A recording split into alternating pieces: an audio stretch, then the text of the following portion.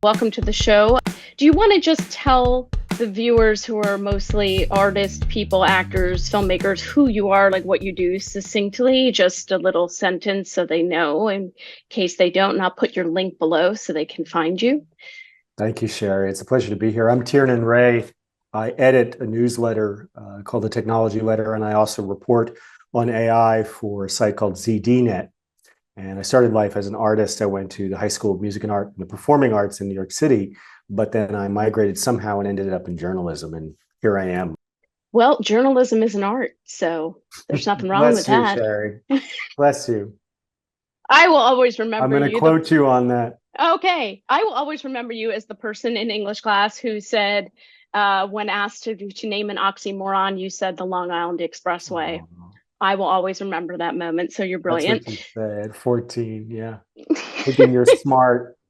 Hey, that was smart for 14. We all laughed. The Bless you, teacher Sherry. laughed. So, it was a win. It was a distraction. So we're on here to talk mostly about ChatGPT, right? And first of all, there's a lot of confusion out there, right? What is it for? What was it built for? What are people trying to get it to do that it's not? So ChatGPT is kind of like a couple minutes to midnight in the sense that it arrives after decades, basically 50 years of what is called machine learning, which was the flavor of AI that grew up many decades ago and is really the only thing that succeeded practically with any real results. And so for decades, this stuff was theoretical. Finally, we got chips that were powerful enough to run it, basically in the last 20 years. And it still wasn't really in the popular consciousness that much until this ChatGPT thing emerged. But the real point of building it by OpenAI, the startup that built it, was to say, if we turn up these chips to 11, if we turn them up as powerful as they can be, like nobody's ever given AI this much compute power, could we make this machine learning thing do stuff it's never done before? For example, really give you a response in plain English if you're typing in English, or plain French, to when you type something. And so the point was really originally an experimental point: is can we show that if we make these, if we put the most amount of computing power, it will do stuff that's way above what anyone's seen for decades. That's really good. To me, you go in, and the point is that it has all this information. You type in what you want and it spits it back to you. And I know somebody who had to write a resignation letter and they used ChatGPT and it Right. wrote it for them. But then there are those people out there trying to get it to have conversations with itself or all sorts of craziness. And it Mm-hmm. seems like maybe that's not what it's not an actual human, right? Like I like to say to people, it to me, right now where it is that it's like Star Trek, the original series, that computer, right? Which is computer, tell me this, and it spits it Yeah. back. I mean, obviously, this is writing actual language on the screen, but it's spitting back information. It is not, next generation where there's a being that's an Right. artificial intelligence that's almost human, right? And Right. I feel like people are trying to treat it like it's a human that's learning rather than a machine that's gathering more data and spitting it back out. What are your thoughts on that? They are, and your point is well taken about computer. Computer in the original Star Trek series is a thing you go to once in a while for an answer. People are now not going once in a while; they're spending hours, like Ruse, the journalist at the New York Times, who spent hours with ChatGPT and then was shocked about it. It was basically acting like some kind of version of a person in a thriller who's jealous of your marriage. He kind of glossed over the fact that he spent hours with this thing. And what people are glossing over is they're not going to the computer now and then for an answer like in Star Trek. They're spending hours immersed. And so the whole thing that's gone on is a kind of Copernican shift where we've moved out of the center. The center in all the sci-fi movies was we live here and the computer somehow figures out how to be in our world. So Commander Data, right, in the new Star Trek is weird because he tries to live in our world and he kind of fails, and it's sweet and it's poignant. We now live in the computer world. We spend all our time, today's young people spend most of their time on the phone like this. If you went 20 years ago even and told people you would be spending hours typing something, and they had Google and search 20 years ago, and you would go frantically to find an answer, it's cool. But you would not spend hours and hours typing this thing. So what has happened is you have accommodated yourself to the machine, and that makes you feel, of course, when it constantly gives back output sentences that, oh my God, an intelligence has entered into my world, and you forget you have entered into its world. That is very well stated. So let's talk about something really that's on everybody's mind, right? We have gone into that world. We are relying on it. We're stepping in. We're going to the machine, not having the machine come to us. And so, what does that mean? Like the writer strike is going on, right? So this is a part of the writer strike is, obviously pay and stuff that's very valid and all that. I don't mean to like disregard it, but that's not what we're talking about today. But it's also about Chat GPT and who owns the script. And a lot of people are on the internet, musicians, writers, saying this is the end for us. We're doomed. We're artists are doomed. And I was wondering what Artists, you thought. artists are always doomed, Sherry, even long before technology. I think they were executed then, so it's actually better now.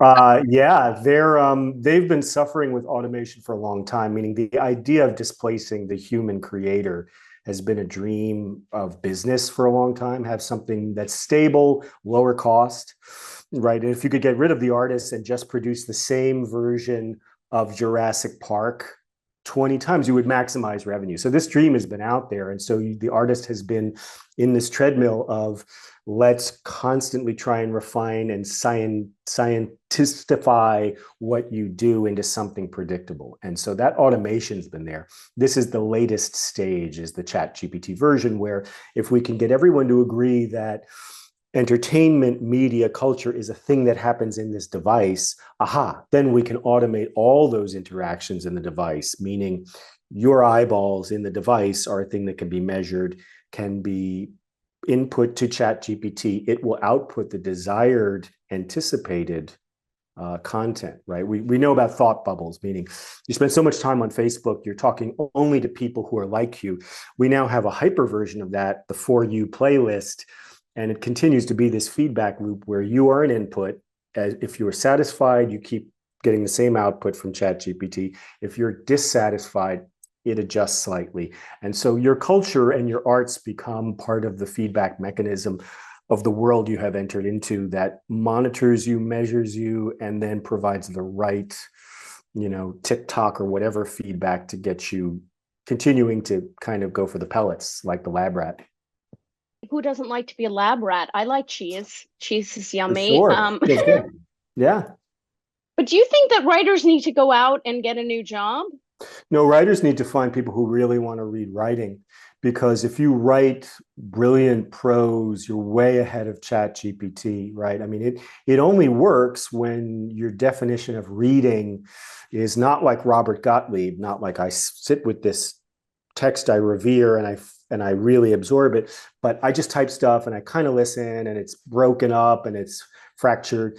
If you really want writing like Jane Austen, someone is out there doing that writing and you'll find it. And the Jane Austen of today has to find you, the reader, who really wants to consume text. It's become so that typing and chat is displacing the hours that a lot of people were spending consuming writing. So it just becomes trickier for those writers to do it. But absolutely, the skill has not been achieved, right?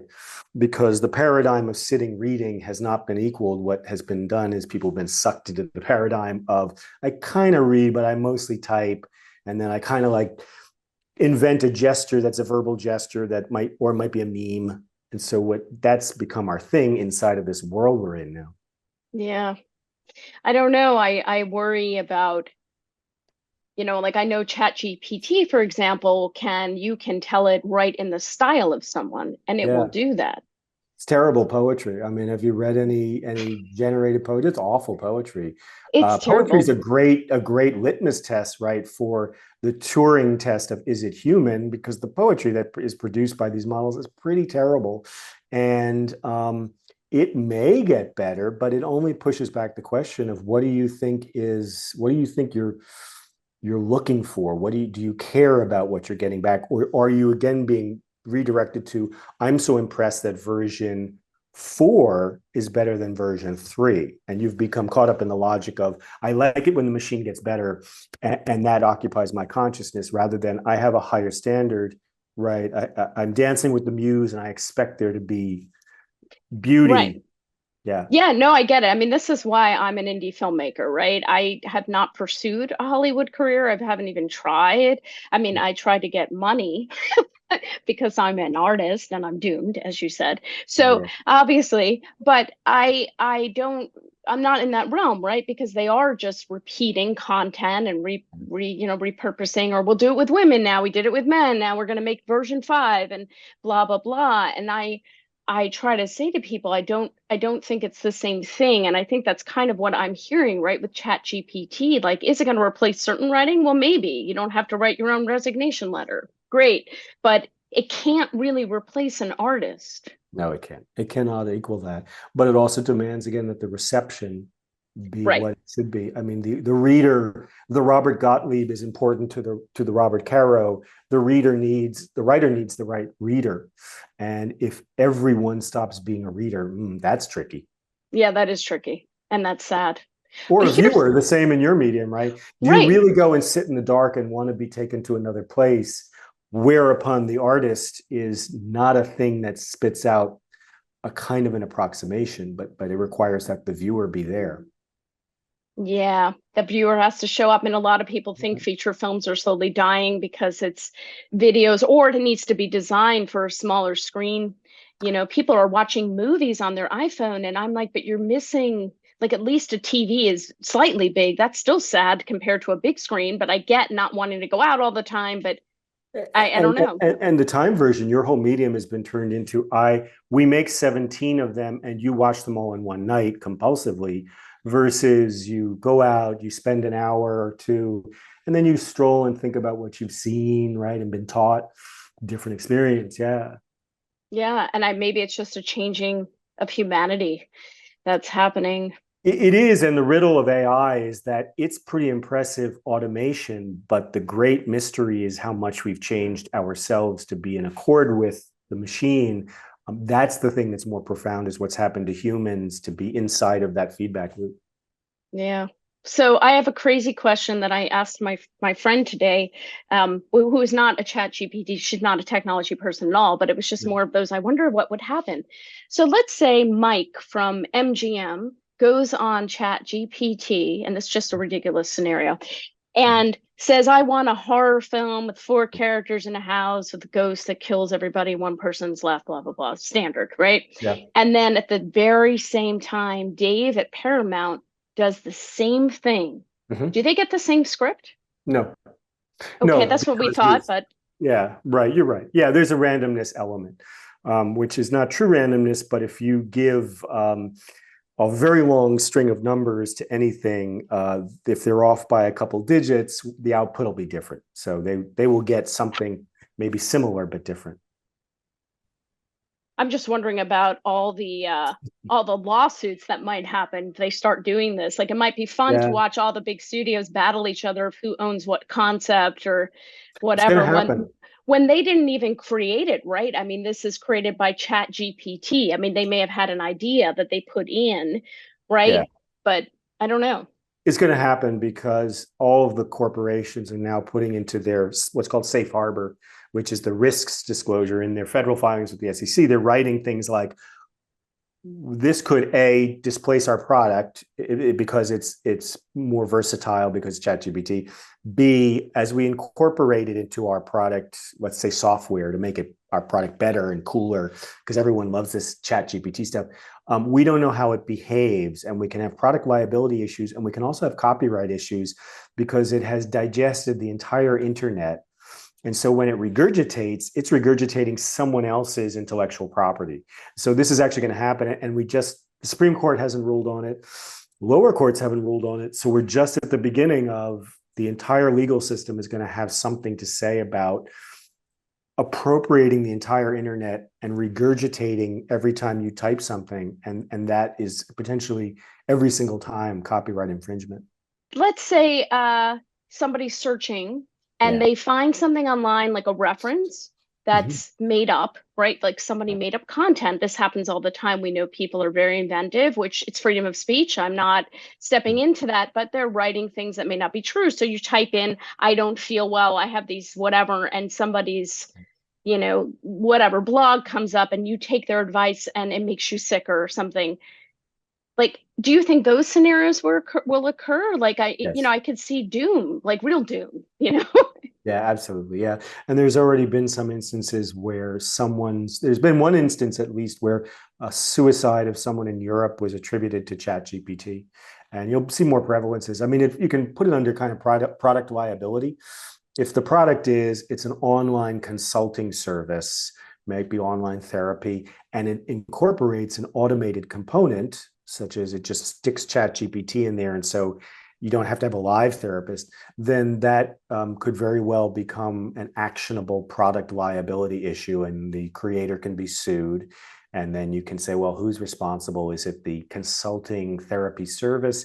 Is it OpenAI who built the ChatGPT function that was incorporated as a cost of goods to this product? Yes, it's totally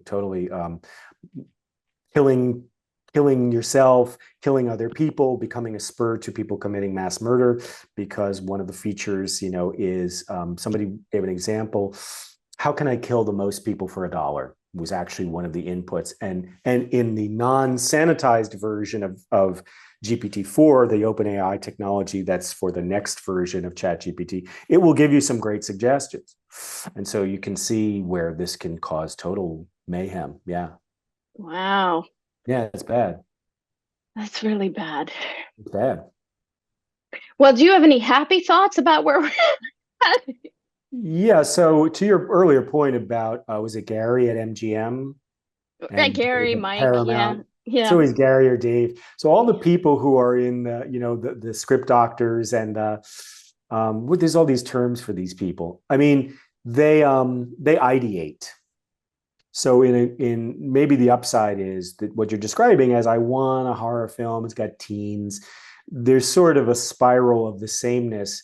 On the flip side, you could say, I'm not going to pursue all the same themes, but I'm going to use ChatGPT or something like it to put out a bunch of stuff that I haven't really formulated. It might organize it for me in a sense and give me an output. And I might say, that's the start of something. That's not a novel. That's not a movie script, but it gets me, it's like a collaborator that's always there. And I start to work with it to ideate, if that is a fair verb to use. I talk to it, it gives me, I bounce stuff off of it. It organizes it like an assistant. And if you use it in the right spirit, maybe that's a really good personal tool, that it's not autocomplete. It's not simply a macro in Excel. It's a thing that really is going to get you a little bit of a kind of bootstrap to do what you want to do.